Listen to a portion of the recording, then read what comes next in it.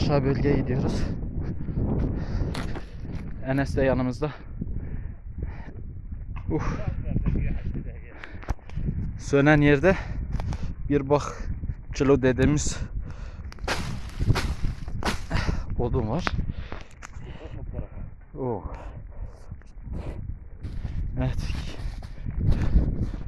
Köylülerin hayvanları için kestikleri meşe yaprakları var. Büyüklüğünü görüyorsunuz.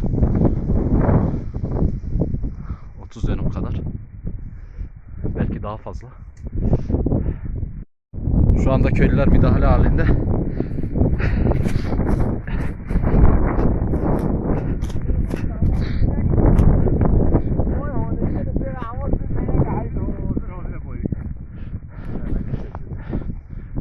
Evet, Medeni Bey de bize yardım ediyor.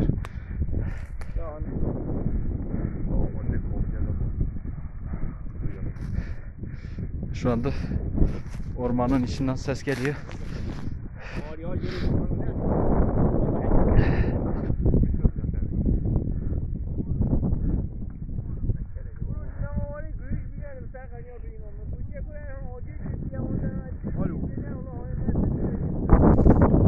Söndüreceğiz, bakıyoruz.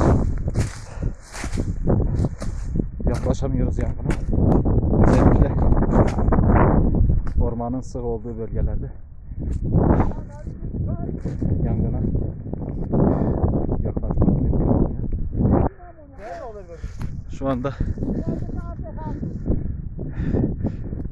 köylülerin müdahalesi var.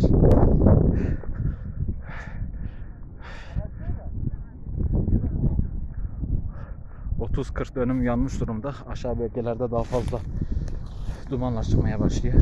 Nasıl söndürmek lazım? Yağını alttan makas atarak açarak Söndüreceğiz değil. tabii. Bu şeydir, gazeldir. Gazeler üst üstedir.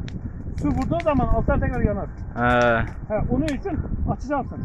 Mesafeyi açacağız. Altına gazeliyle yağını bir tane ayıracağım. Ayırıp diyeceksin ki su çekil bak. Su çekil. Anladın mı? Biz şu anda öyle yapıyoruz değil mi? Öyle söndürüyoruz. Mehmet Azadin Kuat Bey. Unsi da ne? Kuat Bey suara.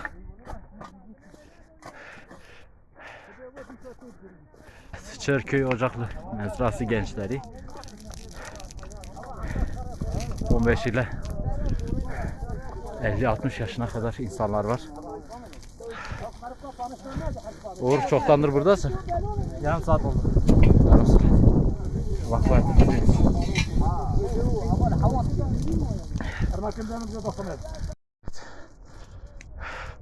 Yaklaşık 20 kişilik müdahale bu tarafta var. Diğer tarafta kaç kişi var bilmiyoruz.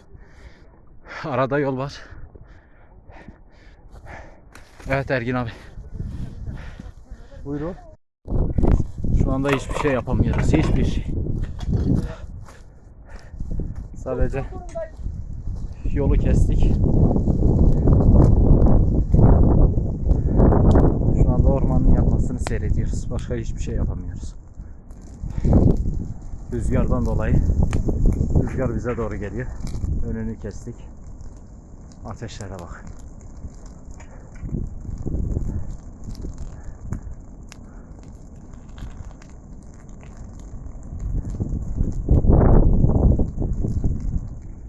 Ne yapalım?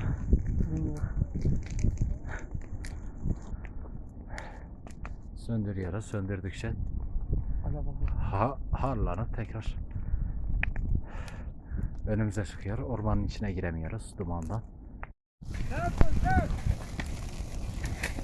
Şöyle bir haline sağ olun.